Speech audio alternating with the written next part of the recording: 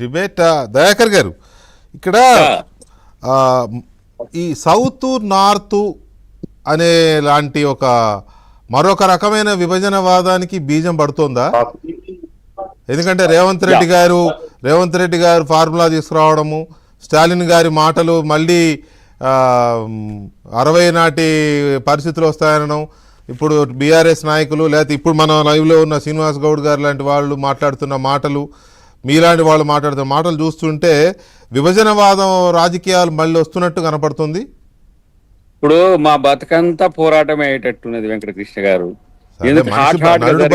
పోరాటమేలే కానీ కాదు చెప్తా. ఎందుకంటే ఓ 10 సంవత్సరాలు తెలంగాణకి ఇచ్చినాం, ఒక 10 సంవత్సరాలు కాంగ్రెస్ కి ఇచ్చినాం. శ్రీనివాస్ గౌడ్ గారు కూడా అంతే, ఒక 20 సంవత్సరాలు తెలంగాణకి ఇచ్చిండు, 10 సంవత్సరాలు బీఆర్ఎస్ కి ఇచ్చిండు. శంకరన్న కూడా ఏ పార్టీలో ఉన్నా ఆయన తెలంగాణ కొరకు కొట్లాడండి. ఇప్పుడు దక్షిణాది కొరకు పోరాడాల్సిన పరిస్థితి తెస్తున్నది బీజేపీ.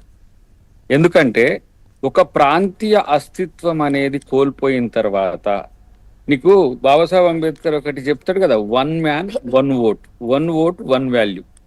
అది ఎవరికైనా, మహిళకైనా, వేరే వేరే దేశాలు లేనప్పుడు ఓటు హక్కు కల్పించింది భారతదేశం.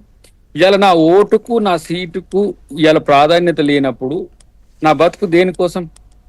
ఇప్పుడు ఈ జాతి వైరుధ్యాన్ని పెంచేది భాజపానా కాంగ్రెసా, లేకపోతే తుకడాలు చేయటట్టు చేసేది బీజేపీనా? అంటే ఆ ఆర్గ్యుమెంట్స్ లోకి వెళితే మీ వాదన వీకెన్ అయిపోతూ ఉంది కదా కాంగ్రెస్ పార్టీ ఆర్గ్యుమెంట్. ఎందుకు వీకెన్ అయిపోతుందంటే ఇప్పుడు ఏ రకమైన రేషియో ఉందో అప్పుడు కూడా అదే రకమైన రేషియో ఉంటది. మీరు కావాలని ఒక లేని ఒక దాన్ని క్రియేట్ చేస్తున్నట్టుగా. అది రిసిట్ అది ఇగో 24% నుంచి 20%కి తగ్గుతున్నాం మనం. అంటే 4% దక్షిణాదికి వాటా తగ్గుతున్నది. 366 తోని 77% వాళ్ళకి పెరిగితే 33% మనకు పెరుగుతున్నది. అమిత్ షా గారు చాలా క్లియర్ గా ఇందాక స్పీచ్ కంక్లూజన్ లో చాలా క్లియర్ గా చెప్పినాడు. ఇప్పుడు ఎంత శాతం అయితే సదరన్ స్టేట్స్ ఉందో అంతకంటే 3% ఎక్కువ ఉంటుంది పెరిగిన తర్వాత అని కూడా చెప్పినారు. అలాగే సీట్స్ విషయంలో స్టేట్ వైజ్ కూడా చెప్పినాడు. ఒక్క అంశం చెప్పనా మీకు, ఒక్క ఎగ్జాంపులే. మీకు 1000 రూపాయలు ఉన్నాయి, నాకు 100 రూపాయలు ఉన్నాయి.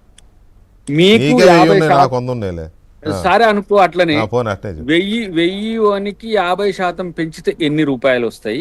100 రూపాయలకి 50% పెంచితే ఎన్ని రూపాయలు వస్తాయి? అట్లా ఉండదు కదా దేశం అన్న తర్వాత. సి దయాకర్ గారు ఇక్కడ ఇంకొకటి చెప్తా, దీన్ని అడ్డం పెట్టుకొని ఒక వేర్పాటువాదానికి మీరు బీజాలు వేస్తున్నారు అనే ఆరోపణలు. తెలంగాణ ఏర్పాటుని ఎవడైనా వేర్పాటువాదం అంటే మనం అసలు ఒప్పుకోం కదా. ఎందుకంటే అదొక సెంటిమెంట్, అదొక మనోభావాలకు సంబంధించిన అంశం. కానీ ఇది వేర్పాటువాదానికి మీలాంటి వాళ్ళు రాజకీయ పార్టీలో వేస్తున్న బీజాలు అవుతాయి. నేను ఒక మాట చెప్తా, మీకు అర్థమవుతుంది. 30,000కు నియోజకవర్గం ఏంది, 2,50,000కు నియోజకవర్గం ఏంది? అది గతంలో చేసిన పాపాలండి అవి.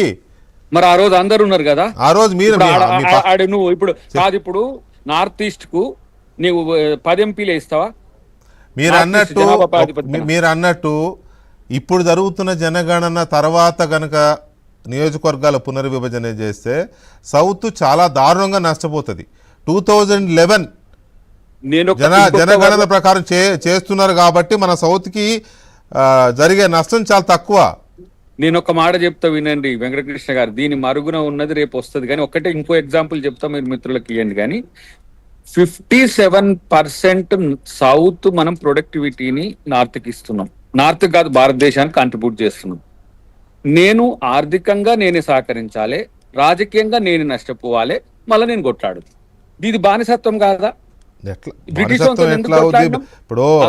ఇప్పుడు ఈస్ట్ ఇండియా కంపెనీ దానికి తేజస్వి సూర్య మంచిగా చెప్పాడు. అది ఆ పాయింట్ మాత్రం ఈ సంవత్సరం ఋతుపవనాలు ఎక్కువ ఉన్నాయి కదా, 2 సీట్లు పెరుగుతాయి, వచ్చే సంవత్సరం ఋతుపవనాలు సరిగా లేవని 2 సీట్లు తగ్గుతాయి అని ఆ క్వశ్చన్ రేజ్ చేశాడు. దానికి సమాధానం ఉండదు మీ దగ్గర.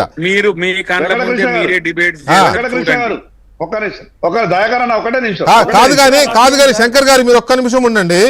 దయాకర్ గారు ఒక్కటి స్ట్రైట్ క్వశ్చన్ మీకు, అసలు డీలిమిటేషన్ జరిగితే సౌత్కు నష్టం జరుగుతుంది, మనం బలహీనమైపోతాం, నార్త్లో బీజేపీ ఏకపక్షం అయిపోతుంది అని కదా మీ ఆర్గ్యుమెంటు. అంటే ఇక నార్త్లో ఇప్పుడు ఈ డీలిమిటేషన్ తర్వాత కాంగ్రెస్ పార్టీకి ఇక నూకలు ఉండవు, నార్త్లో ఇక మనం అని చేతులు ఎత్తేస్తున్నారా ముందే? ఇక్కడ ఇది కాంప్రహెన్సివ్ గా నువ్వు చూస్తలే, రాహుల్ గాంధీ మల్లికార్జున ఖర్గేనో కాంగ్రెస్ పార్టీ విధానం కాదు, రేవంత్ రెడ్డి గారు, స్టాలిన్ గారు, తర్వాత కేరళ. అవును, సౌత్ లో మీ ఉనికిని కాపాడుకోవడం కోసం సౌత్ నాయకులు మాట్లాడుతున్నారు. అసలు మీరు రేపు తెలంగాణ ఆంధ్ర కంటే మూవ్మెంట్ కంటే ఎక్కువ ద్రవిడ మూవ్మెంట్ వస్తుంది. తెలంగాణ వేర్పాటు వాదం కాకపోయినా ఈ సౌత్ నార్త్ అనేది వేర్పాటు వాదం అయ్యే ప్రమాదం ఉంది. అది కాంగ్రెస్ పార్టీ దాని కూటమి డిఎంకే ఇలాంటి పార్టీలు వేస్తున్నాయి. ఇది శ్రీనివాస్ గౌడ్ గారు, ఇది మంచిదా? సౌత్ నార్త్ అనే వేర్పాటువాద బీజాలు నాటడం అనేది మంచిదా శ్రీనివాస్ గౌడ్ గారు? మీరు దీన్ని యాక్సెప్ట్ చేస్తారా? కాదు, ఆర్థిక గుత్తాధిపత్యం తీసుకో, రాజకీయ గుత్తాధిపత్యం తీసుకుందాం. అసలు తెలంగాణ ఉద్యమాన్ని తీసుకొచ్చిన బీఆర్ఎస్ ఏం చెప్తుందో చూద్దాం దీని మీద. మీరు కన్ని తీసుకోండి, డబ్బు మీద తీసుకోండి, చెప్పండి ఈ వేర్పాటు వాదానికి